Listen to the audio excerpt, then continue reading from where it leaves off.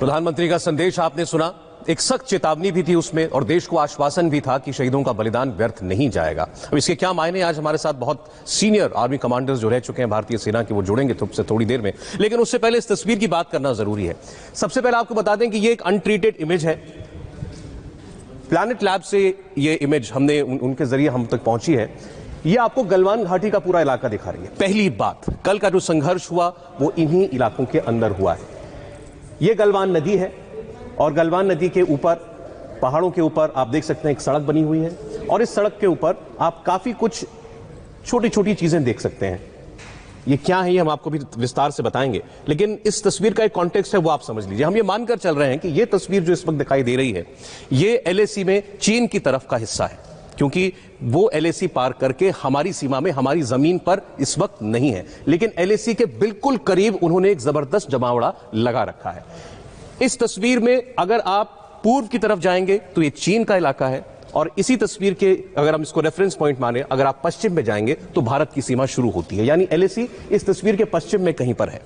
इसी तरफ वो फ्लैश पॉइंट भी है जहां पर संघर्ष हुआ, जिसको पेट्रोल पॉइंट 14 कहा जाता है। वो पेट्रोल पॉइंट 14 इसीलिए संघर्ष का मुद्दा बना क्योंकि उससे थोड़ा आगे आकर चीन ने अपने कुछ टेंट वहां पर बना लिए थे।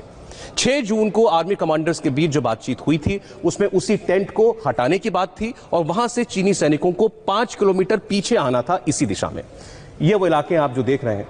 लेकिन जब हमारे कर्नल अपने पेट्रोल के साथ ये देखने के लिए कल परसों वहां पर पहुंचे कि वो टेंट हटा या नहीं हटा और चीन की फौज पीछे गई या नहीं गई, तभी धोखे से उनके ऊपर और उनके सैनिकों के ऊपर चीन के सैनिकों ने हमला बोल दिया, जिसमें ये संघर्ष हुआ जो कि देर रात तक, कई घंटों तक चलता रहा।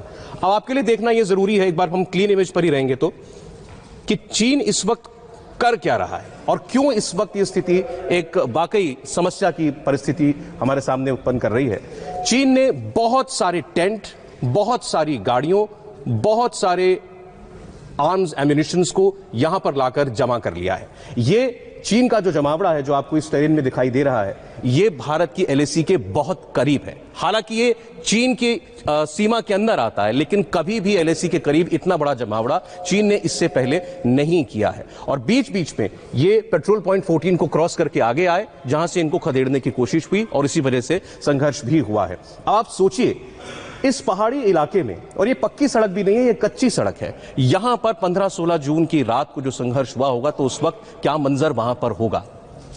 तापमान 0 डिग्री से नीचे, एक पतली कच्ची सड़क के ऊपर सैकड़ों सिपाही चीन के, सैकड़ों सिपाही भारत के, और दोनों में आपस में टकराव हुआ, हाथों से लड़ाई हुई है, जिसमें चीन ने नुकीले हथियारों का इस्तेमाल किया, पत्थर डंडों का इस्तेमाल किया, भारत के फौजियों ने भी उनको जवाब दिया। ये संघर्ष इस सड़क के ऊपर चलता रहा और इसी संघर्ष में कई फौजी सड़क से नीचे गिर गए। आप देखेंगे ये नदी है, कई फौजी इस खाई में नीचे गिर गए, नदी में गिर गए। और जैसा कि भारत की सेना ने बताया भी है कि शुरुआती 3 मौतें जो हुई थी, जिसमें कर्नल बाबू भी शामिल थे, उनकी फिजिकल असॉल्ट की वजह से मौत हुई थी और उसके अलावा बाकी जो 17 मौतें अभी तक हुई हैं वो इस सर्द माहौल में सारी रात रहने की वजह से हुई हैं। अब ये तस्वीर आपको और थोड़ी और साफ दिखाई देगी। ये आपको छोटी छोटी जितनी चीजें दिखाई दे रही हैं, ये सब चीन का बंदोबस्त है। एक ट्रीटेड इमेज भी हमारे पास, उस पर चलते हैं, उसमें हमको पता चलेगा कि ये चीजें दरअसल हैं क्या। ये देखिए, जो हमने लाल गोलों से जो आपको हम दिखा रहे हैं, ये चीन की बख्तरबंद गाड़ियां हैं। जो एक्सपर्ट्स हैं इमेजरी के, उनका मानना यह है कि ये जो सैटेलाइट इमेज बताती है कि चीन ने वहां पर दर्जनों की तादाद में अपने आर्मर्ड व्हीकल्स को मौजूद वहां पर तैनात कर रखा है। इसकी वजह यह है कि वो ये चेतावनी देना चाहता है कि वो एक बहुत कम वक्त में ये फासला तय करके एलएसी के उस पार जा सकता है जहां पर भारत का इलाका शुरू होता है। और इस बख्तरबंद गाड़ियों के अलावा चीन ने यहां पर कुछ परमानेंट स्ट्रक्चर्स बना लिए हैं, कुछ सेमी पक्के टेंट उन्होंने यहां पर बना लिए हैं। आप कह सकते हैं कि चीन की सेना ने कुछ कैंप यहां पर क्रिएट कर लिए हैं। फिर मैं बता दूं कि ये तस्वीर हम जो आपको इस वक्त दिखा रहे हैं, हम ये मानकर चल रहे हैं कि ये तस्वीर चीन के इलाके की तस्वीर है, लेकिन यहां पश्चिम की ओर चंद दूरी पर ही एलएसी शुरू हो जाती है, जहां भारत का इलाका है और संघर्ष वहीं उसी के आसपास हुआ है। एक और तस्वीर हमारे पास है, वो भी आपको दिखा देते हैं।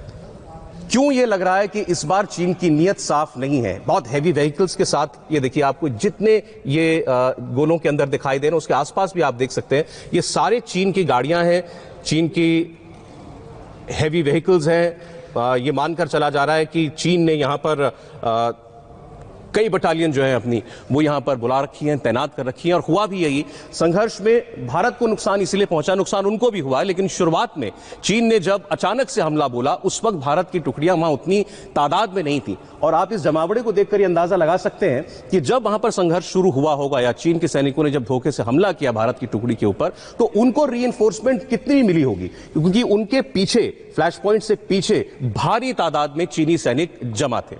तो ये इस पूरा कॉन्टेक्स्ट है जो इस संघर्ष हुआ है कल और परसों की रात में।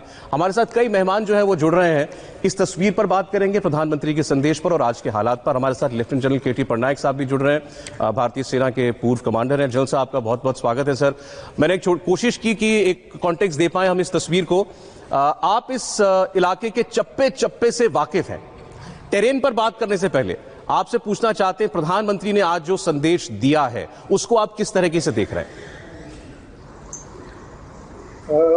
मैं समझता हूं कि जो भी वाकया रूस लद्दाख के अंदर हुआ है और चल रहा है, ये एक बहुत ही दुखद घटना है कि इतने सालों में हर बार चीन जो है छल और कपट से अपना काम करता है, और क्योंकि LAC का आंकलन नहीं हुआ है उसका फायदा उठा के वो हमेशा हमारे इलाकों में घुसपैठ करते हैं, ये बता के कि भाई ये इलाके हमारे हैं।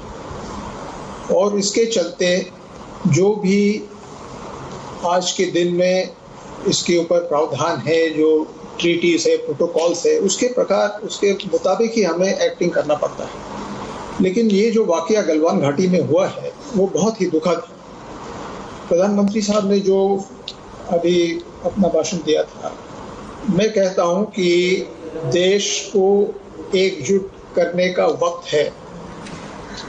हमारे ऊपर जो संकट है पूर्वी लद्दाख में संयम और दृढ़ता से निपटना है, और इसको करने के लिए देश के जितने भी इंस्टीट्यूशंस हैं उनको सबको एकजुट होके और देश को, अपनी सेना को प्रेरित करना है।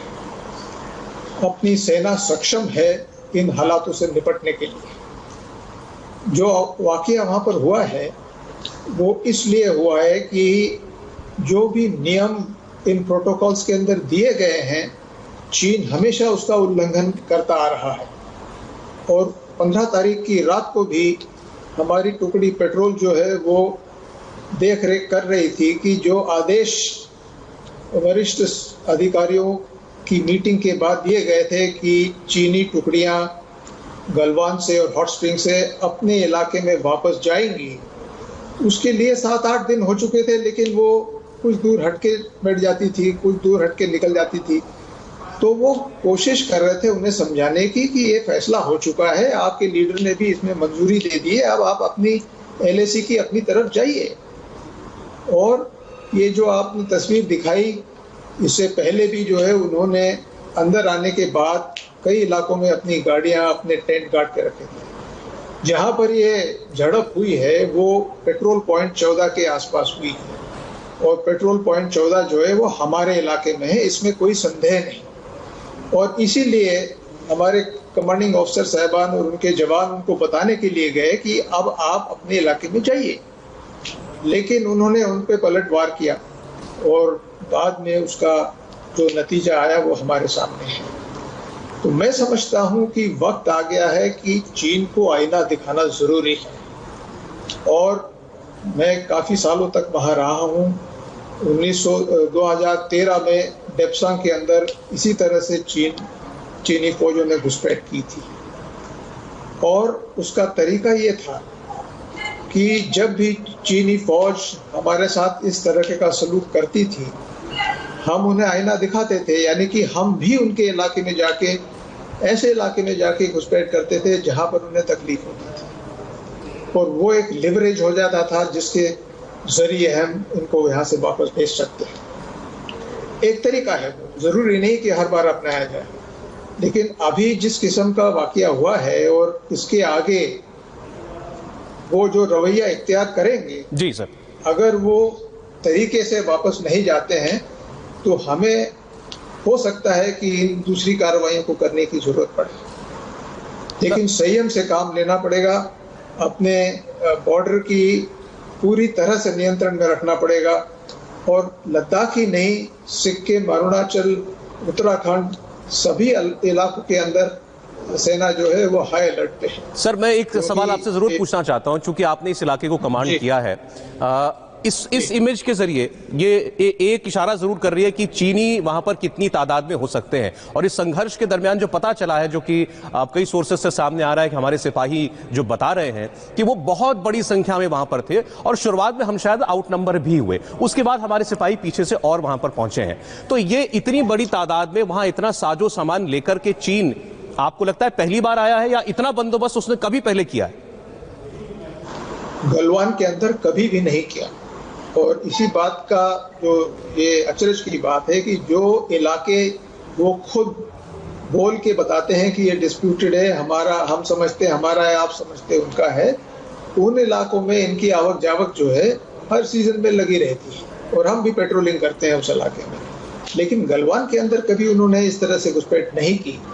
तो इस बार जब उन्होंने ये तरीका अपनाया, वो मल्टीपल एरियाज में आए, हॉट स्प्रिंग में आए, गलवान में आए, पेंगोंग त्सो में आए, और जितनी तादाद लेके आए उससे ये जाहिर होता है कि वो वहां बैठने के इरादे से आए थे कि हम जाएंगे और वापस नहीं आएंगे, ताकि वो इलाके पे कब्जा कर सके। लेकिन हमारी फौज, हमारे कमांडर इन बातों से वाकिफ है और वो जानते हैं इससे कैसे निपटना।